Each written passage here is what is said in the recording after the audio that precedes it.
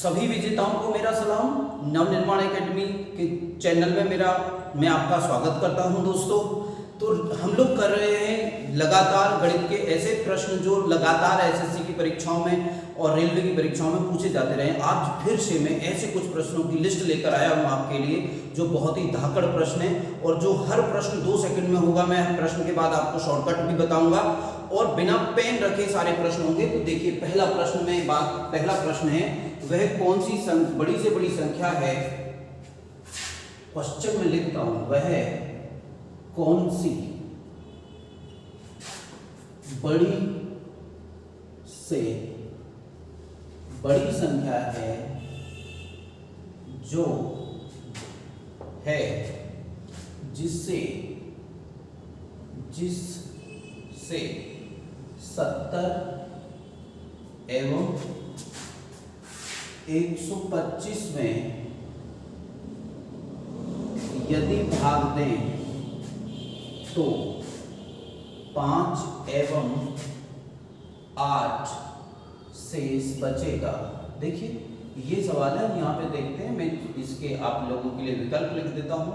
13, 65, 17 और 3। इन सवालों की हम लोग बात कर रहे हैं। ये एक सवाल है जो अक्सर पेपर में पूछा जाता रहता है। आप इन सवालों को ठीक से कर लेना, समझ के कर लेना। देखिए तो पहला प्रश्न देखिए, वह बड़ी से बड़ी कौन सी संख्या है जिसे यदि 70 और 125 में भाग दें तो जब 70 में भाग देंगे तो 5 शेष बचेगा, तथा जब 125 में भाग देंगे तो 8 शेष बचेगा। देखो ऐसे प्रश्नों का पहले हम लोग मेथड से करते हैं। मेथड क्या होगा, सवाल देख लीजिए। मेथड क्या होगा, सवाल देख लीजिए। यहाँ पे ऐसा करते हैं, 70 में से तो 5 घटा देते हैं तथा 125 में से 8 घटा देते हैं। याद रखना है, आपको एक क्रम से दिया है कि यदि 70 में भाग दे तो 5 शेष बचता है, तथा यदि 125 में भाग दे तो 8 शेष बचता है। इसका मतलब संख्या को भाग देने पर हमको ये ज्ञात होगा कि ये संख्या वह संख्या भाग देने पर 70 के पास 5 फालतू है, 5 ज्यादा है, और 125 के पास 8 ज्यादा है भाग देने से, तभी तो 8 बचेगा जब ज्यादा होगा। तो देख लीजिए यहाँ पे आता है 65 और यहाँ पे बच के आता है 117। इसका मतलब ये होगा वह कौन सी बड़ी से बड़ी संख्या है। जहां पर बड़ी से बड़ी संख्या की बात होगी आप याद रखेंगे वहां पर एचसीएफ हाईएस्ट कॉमन फैक्टर अर्थात महत्तम समापवर्ती निकाला जाएगा, में से निकाला जाएगा। तो देखते हैं 65 और 117 का में से क्या होगा। तो 65 का भाग दे देते हैं 117 में। देखिए 65 दूनी तो होगा 130, तो एक ही बार जाएगा 65, एक बार जाएगा 65। 5 में से 7 गया तो 2 बचा, और 6 में से 11 में से 6 गया तो 5 बचा। 52 बचता है। यहाँ पर 52 का भाग 65 में लगाएंगे। 52 एकम 52, तो यहाँ पे बचता है 13, और 13 का भाग लगाएंगे 52 में। 13 चौका 52। देखो हमारा ये सवाल हो गया और ये में से होता है इसका, ये संख्या 13 होगी।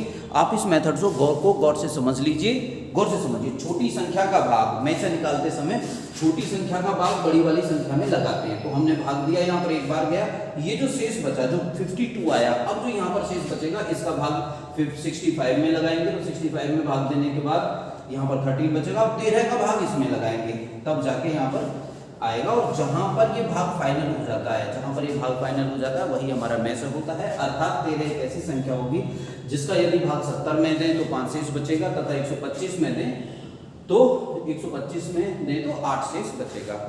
तो ये मेथड है एक। तो इस मेथड को आप नोट कर लेना, समझ लेना। अब हम बात करते हैं और क्या करेंगे, बिना पेन के हम कैसे कर सकते हैं। तो गौर से देखिए, हम इस सवाल को लेने का प्रयास करते हैं। यदि 65 देखिए 13 ही सबसे पहले आ रहा है, 13 का भाग 70 में लगाने की कोशिश करिए।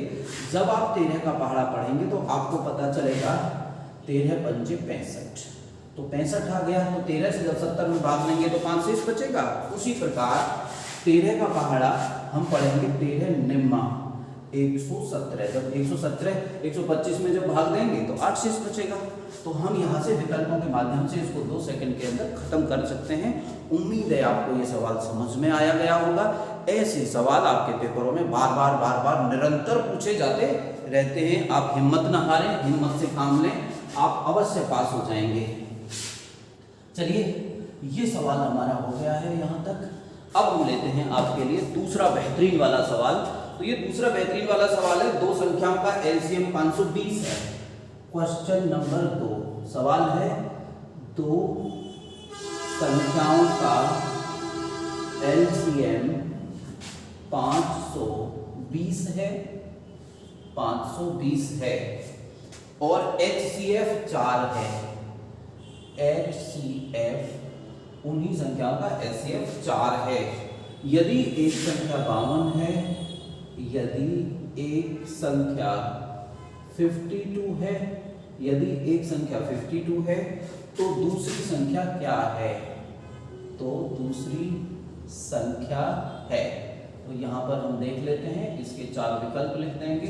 देखिए दूसरी संख्या 40, 42, 50, 52, 40, 42, 50, 52। चलो इस सवाल को हल करते हैं। इसका एक फॉर्मूला होता है, इस फॉर्मूला को पहले तो आप लिख लीजिए।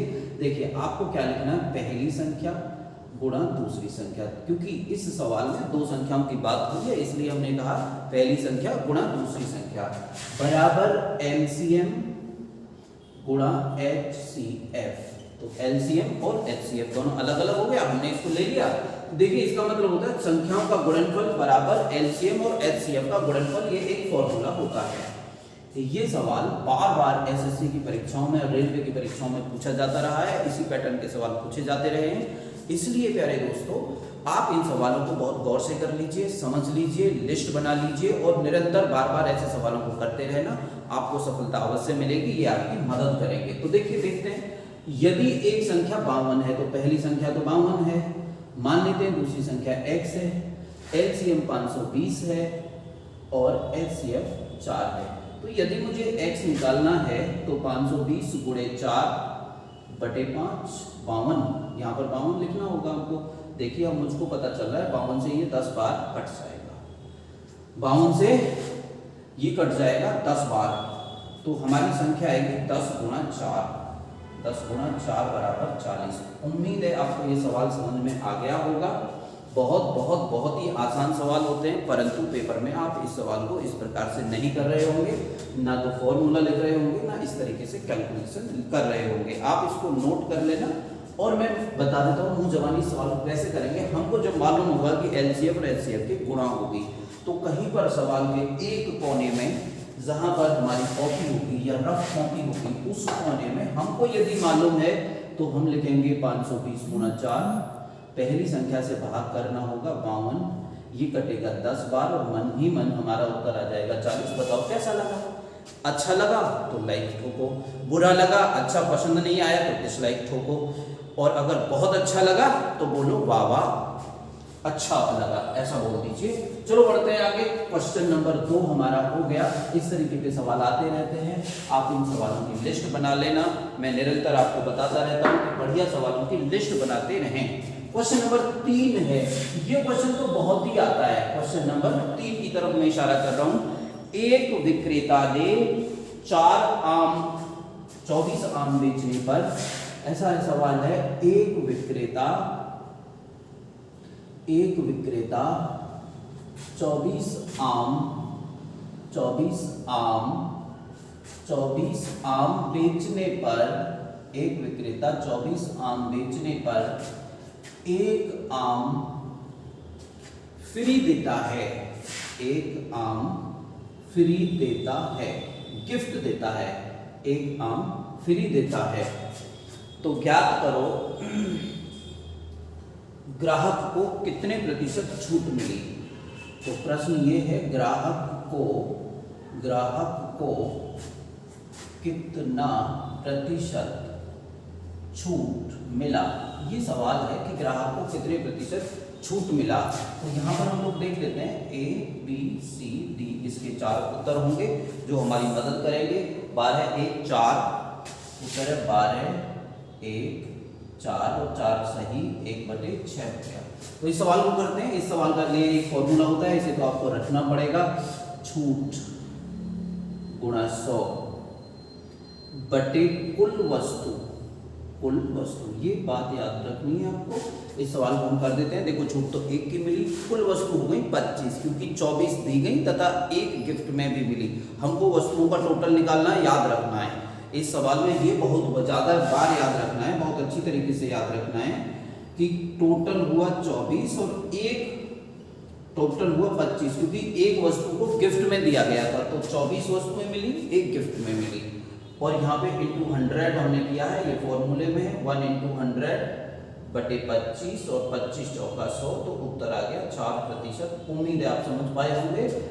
विकल्प C is the right answer. विकल्प C is the right answer. 3 question हमारे हो गए। तो ऐसे सवालों को आप कितनी आसानी से हैंडल करेंगे, मैंने क्या कहा, आप ऐसी वीडियोस निरंतर देखते रहिए, एक कॉपी बनाइए, उस कॉपी में इन सवालों को नोट करिए, नोट करके इन सवालों को निरंतर करते रहिए जब भी ऐसे सवाल आए आपके पेपर में, ताकि तुरंत हो जाए। तो याद रखना है, ये सवाल निरंतर आते रहते हैं। उन्हीं सवालों की लिस्ट हाल फिलहाल मैं यहाँ पर आपको दे रहा हूँ जो सवाल लगातार पेपरों में आते रहते हैं। क्वेश्चन नंबर 4 की बात हम लोग करते हैं। बड़ा ही महत्वपूर्ण सवाल है। एक व्यापारी अपनी वस्तुओं पर 25% मूल्य बढ़ाकर रखता है। क्वेश्चन नंबर 4 देखिए। एक व्यापारी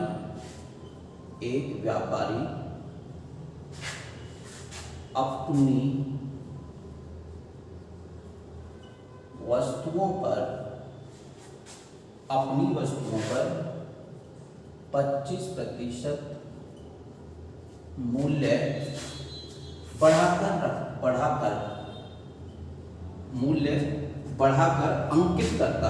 बढ़ाकर अंकित करता है,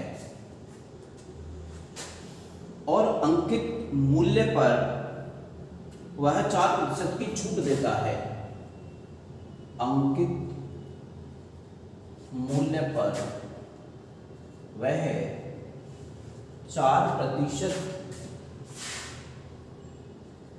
की छूट देता है। उसका लाभ प्रतिशत क्या है? तो उसका लाभ प्रतिशत ज्ञात करो। तो लाभ प्रतिशत ज्ञात करो, यहाँ पे देख लेते हैं। इसके 4 विकल्प भी होंगे जिनमें यहाँ पर लिख देता हूँ इत्मीनान से। और आप इस वीडियो को लाइक कर दो इत्मीनान से, शेयर कर दो इत्मीनान से, और इसको यदि चैनल को अभी तक सब्सक्राइब नहीं किया है तो वो भी कर दो इत्मीनान से। और कमेंट कर दो इत्मीनान से। तो ये सवाल हम लोग करते हैं। गौर से देखिए, सवाल को बहुत गौर से देखिए। इस सवाल को करने की हम लोग कोशिश करते हैं। ऐसा मान लेते हैं यदि किसी वस्तु का मूल्य 100 रुपये था, उसने इस वस्तु को 100 रुपये में खरीदा, अपनी दुकान पर ले आया तथा अब वह इस वस्तु को बेचना चाहता है। इस पर उसने 25% बढ़ाकर दाम लिख दिए, अंकित मूल्य लिख दिया। तो 100 रुपये का 25% क्या होगा? अगर आप नए हैं तो 100 का 25%,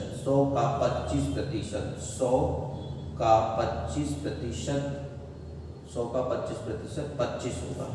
तो इसने इस वस्तु पर 25 बढ़ाकर डाल दिया, इसने अंकित मूल्य 25 रुपये बढ़ा दिया, तो 125 रुपये हो गया अंकित मूल्य।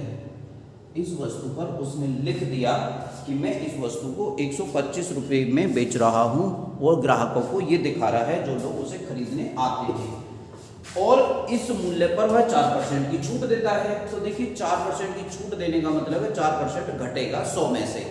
तो यदि छूट हमेशा घटती है, और अगर बढ़ाकर लिखता है तो वह जुड़ेगा, और घटाकर कुछ करता है तो वह घटेगा। तो 125 पर अब वो जो बेचेगा तो यहाँ पर आएगा विक्रय मूल्य। अब जो बेचेगा वो 125 का 96% में बेचेगा, 96% में बेचेगा, क्योंकि 100 में से 4% तो वो घटा रहा है, 96% में बेचेगा। तो देख रहे होंगे आप, 25 चौका 100, 25 पंजे 125, 25 पंजे 125 और 25 चौका 100, ये हो गया। अब हम इसे 4 से काट देते हैं। देखिए 4 दूनी 8 और 4 चौक 16। यहाँ पे बचा 5 गुणा 24, तो 5 गुणा 24 तो हो गया 120 में उसने इस वस्तु को बेच दिया है। देखो 100 रुपये में खरीदा था, 120 में बेच दिया है, तो उसको फायदा कितना हो रहा है? तो यहाँ से स्पष्ट ये बात दिखाई दे रही है कि उसने 120 में बेचा है और वह 100 रुपये में इस वस्तु को खरीदा था तो उसे 20 रुपए का प्रॉफिट हो रहा है, तो 20 रुपए का प्रॉफिट 20% हो जाएगा। 100 पर 20 रुपए का प्रॉफिट 20% हो जाएगा। ये सवाल हो गया। लेकिन ये सवाल ऐसा नहीं है कि जो 2 मिनट 2 सेकंड में होगा। हम बताते हैं कि ये सवाल 2 सेकंड में कैसे हो सकता है। हम बताते हैं कि ये सवाल 2 सेकंड में कैसे हो सकता है। ऐसे सवालों के लिए आप एक फॉर्मूला लिख लीजिए, और वो फॉर्मूला इसलिए लिखना जरूरी है कि ये तो हो गया मेथड, वह फॉर्मूला इसलिए लिखना जरूरी है कि ये सवाल बार बार निरंतर आपकी परीक्षाओं में आते रहते हैं। जरा देखिए, एक फॉर्मूला होता है x plus y plus x y बटे 100। ये फॉर्मूला की तरफ देख लीजिए। ये फॉर्मूला आपको आपके सवाल को सही करा देगा। देखो, उसने 25% बढ़ाया, फिर 4% घटाया। याद रखना है, जब कोई चीज घटेगी तो माइनस होगा, और यदि बढ़ेगी तो वो प्लस होगा। इसीलिए प्लस में लिखा हुआ है, इसलिए माइनस में लिखा हुआ है, क्योंकि उसने घटाया था। माइनस ही यहाँ पर करेंगे, बताऊंगा क्यों। तो 25 गुणा 4 बटे 100 इसलिए करेंगे क्योंकि 4 तो माइनस वाला है और 25 प्लस वाला है। तो जब माइनस और प्लस दोनों आपस में मिल जाएंगे तो वो उसको निगेटिव बना देंगे, तो यहाँ पे प्लस की जगह माइनस आ गया है। देखिए, इसे करते हैं 25 माइनस 4, देखो 25 चौके 100 और 100 माइनस 1 हो गया, तो उत्तर आएगा 25 माइनस 5 बराबर 20। हमारा सवाल हो गया। बोलो गजब गजब। तो अब आगे बढ़ो, हमारा उत्तर आ गया। तो ये उत्तर आ गया, इसलिए मैंने बताया था आपको ऐसे ही गजब के सवाल हैं। इन सभी गजब के सवालों को आपको समझना है, और ऐसे ही सवालों की लिस्ट में आपके लिए लाता रहूँगा। हम करते रहेंगे आपकी मदद। आप देखते रहिए हमारी वीडियोस, आप ज्वाइन करिए हमारे चैनल को, आप ज्वाइन करिए हमारी एकेडमी को। एसएससी में छोटे छोटे सवाल आते हैं, ज़्यादा बड़े सवाल नहीं आते हैं, इसलिए आपको घबराना भी नहीं है। तो अंतिम सवाल देखिए, और सबसे ज़्यादा महत्वपूर्ण सवाल देखिए, क्वेश्चन नंबर 5 आज का अंतिम सवाल है। यदि, ये सब बहुत ही इंपॉर्टेंट सवाल है, यदि x प्लस 1/x बराबर 5, तो एक्स स्क्वायर प्लस 1/x² का मान क्या होगा। यहाँ पर हम लोग बात करते हैं BCD। ये सवाल आप देख लेना, समझ लेना, आज ही समझ लेना। 20, 23, 25, 27, 20, 23, 25, 27 ये उत्तर सकते हैं इसके उत्तर। अब देखते हैं हम, और इस सवाल को देखने से पहले आपको एक फॉर्मूला समझना पड़ेगा। तो फॉर्मूला से घबराना मत, गणित इतना आसान है कि उतना तो आपको आना ही चाहिए, जितनी हम बातें कर रहे हैं इतना तो आपको सीखना और समझना ही पड़ेगा। एक फॉर्मूला होता है x प्लस वाई का होल वर्ग बराबर x² plus y² plus 2xy। ये फॉर्मूला होता है, ये फॉर्मूला होता है। गौर से देखिए, ये फॉर्मूला होता है। तो इस संख्या का वर्ग हो जाता है यहाँ पर, इस संख्या का वर्ग हो जाता है यहाँ पर, और इन दोनों की गुणा होकर गुणा का दोगुना हो जाता है। जब भी इस तरीके का सवाल आए तो x प्लस 1/x बराबर 5 हमको दिया है, ठीक है, और हमसे पूछा है x² प्लस y² का मान। तो हमको इसका होल वर्ग कर देना है, तो इसका होल वर्ग कर देना है, तो इसका भी होल वर्ग कर देना है। तो देखिए, ये हो जाएगा x² प्लस 1/x² प्लस 2 गुणा x गुणा 1/x बराबर 25। क्या आप समझ पाए? इधर का भी वर्ग कर दिया। देखो, ये तो पहली संख्या x का वर्ग, ये दूसरी संख्या 1/x का वर्ग, ये तीसरी संख्या 2 × x × 1/x बराबर 25 आ गया। ये आप समझ गए होंगे, बहुत पहले नोट कर लेना, आराम से समझते रहना। समझ में ना आए तो मुझे एक बार लिख के भेजना, मैं दोबारा इसकी वीडियो बना दूंगा। वैसे आसान है। तो मुझे ये दिख रहा है कि यहाँ से ये कट जाएगा। अब यहाँ पे बचा x² प्लस 1/x², तो हो गया x² प्लस 1/x² बराबर 25 माइनस 2, और यहाँ पर आ गया 23, और हमारे विकल्पों में है एक संख्या 23। बोलो कैसा लगा? अगर अच्छा लगा तो लाइक करो, सब्सक्राइब करो और शेयर करो हमारे चैनल को। फटाफट से ऐसे अच्छे काम कर दिया करते हैं। उम्मीद है आपको ये प्रयास पसंद आ रहा होगा। अब हम बात करते हैं, ये सवाल तो हो गया। अब जरा हम एक बार ये सवाल को देखना चाहते हैं। हम ये देख रहे हैं कि x प्लस 1/x का हमको 2 जरूर आएगा। देखो, ये रहा 2 जरूर आएगा, और यहाँ पर कितना है 25। तो आपको एक बात का याद रखना है, सवाल तो हो गया, जब भी x प्लस 1/x की कोई वैल्यू दे रखी हो, फर्ज करो कि x प्लस 1/x की वैल्यू a दे रखी है और आपसे पूछा है x² प्लस 1/x²। सवाल को गौर से समझ लेना, पेपर में आते हैं ऐसे सवाल, लंबे समय में चूक हो जाती है या फिर हम समय लगाते रहते हैं। देखिए दिया है x प्लस 1/x, तो मान लेते हैं इसकी वैल्यू ये है।